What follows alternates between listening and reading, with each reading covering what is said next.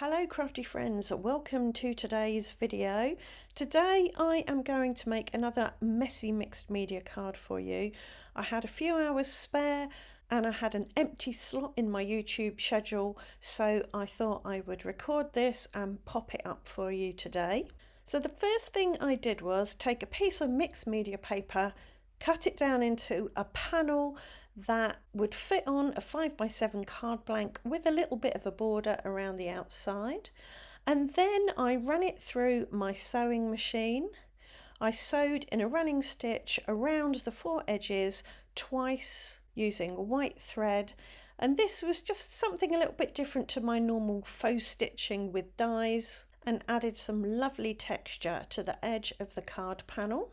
I secured the loose ends of the thread to the back with a bit of washi tape, and then I ran my edge beveling tool, my embossing tool, around the outside of the panel to make it look a bit more die cut and less guillotine cut. And then I started on the mixed media part of the process.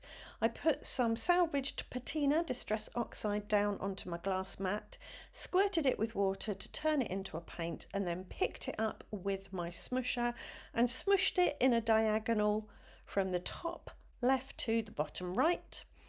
Before this had a chance to dry, I also smushed on some Kitsch Flamingo distress oxide.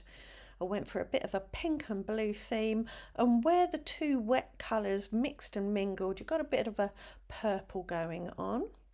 I also splattered on some of the colourful paints as well to bring in a bit more energy and vibrancy. And then I dried the whole thing with my hairdryer and then added another layer of the Kitsch Flamingo Distress Oxide to bring a bit more of that lovely bright pink to the foreground. I then dried it again with my hairdryer and did a little bit more spattering with the ink that was left. When you spatter into wet paint, you don't get defined spatters, the paints diffuse into each other. So if you want defined spatters, then dry your paper and then spatter on top of that. Next, I decided to add a little bit of stenciling. So I rummaged through my stencil folder and pulled out this bouncy, bubbly stencil. And I used a sponge applicator to put down some white acrylic ink through the stencil. The trick with this stenciling is to not have your sponge applicator too painty, just have it a little bit painty so that you don't squish too much paint underneath your stencil. I hope that makes sense. Because I had a bit of paint left on my palette, I took a wet paintbrush, picked it up and spattered on some of the white paint, so I've now got some nice defined white spatters as well. And I'd made sure that everything was dry using my hairdryer because next I wanted to do some heat embossing. I dusted over the surface with some talcum powder to mop up any moisture, grease, static, anything that would grab embossing powder and make it stick where I didn't want it. And then I used embossing ink to stamp a grungy grid pattern in several places on top of the diagonal of smushing and stenciling. On top of that, I sprinkled over some white embossing powder and melted that with my heat tool. And that gave me a lovely diagonal, energetic, light and airy, interesting, textured bit of mixed media for the background of my card. For my focal point, I decided to use these Whimsical circle dies to cut some whimsical circles from this silverish, bluish, matte-ish metallic cardstock. I stuck the dies down onto a sticky note just to make the dies easier to handle. I also die cut out a tag shape from some more mixed media paper. And then I decided I wanted to add some foliage to the card, and I thought it would stand out best if it was salvaged patina colour because there's less of that in the background, less of the blue than the pink. So I did some smushing on another piece of mixed media paper, dried it with my hairdryer, and then die cut out some foliage.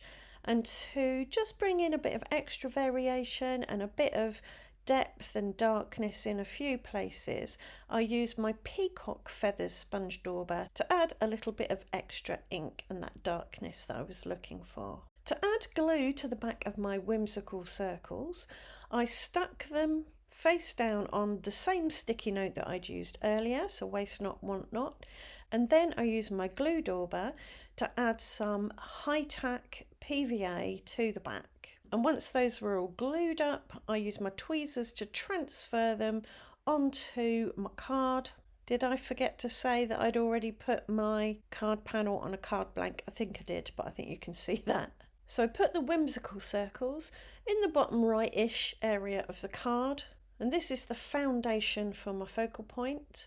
I press the circles down flat with a bit of grease-proof paper just to protect my fingers from glue and the card from mucky fingers. And after that I added the tag over the top of the circles using PVA glue again and my T-square ruler to make sure it was down straight. I did put some very thin craft foam on the back of my foliage just to give it a bit of a lift off of the card, and then I stuck that over the tag and the circles, so I'm creating a nice little cluster in this area. So even though you've got all that busyness in the background, the eye is drawn to this focal point with the shapes, the metallic, the colour. For my sentiment, I chose a pre-stamped and pre-cut congratulations. I chose black ink again because it's eye grabbing, it's attention grabbing, and it brings the attention to this focal area. And as a finishing touch, I used White Blizzard glitter Nuvo drops. These dry clear but have a little bit of iridescent glitter inside them. And I added these to all the circle blobs on the whimsical circles and to some of the rounder leaves on the foliage. And that was this card done. I hope you like the card. I hope you've enjoyed the video and it's given you some ideas of things you can do in your own card making, or maybe even some art journaling. If it has, do let me know in the comments. Like, subscribe, ring that notification bell, and I'll see you back here very soon for another video. Thanks for watching. Bye for now.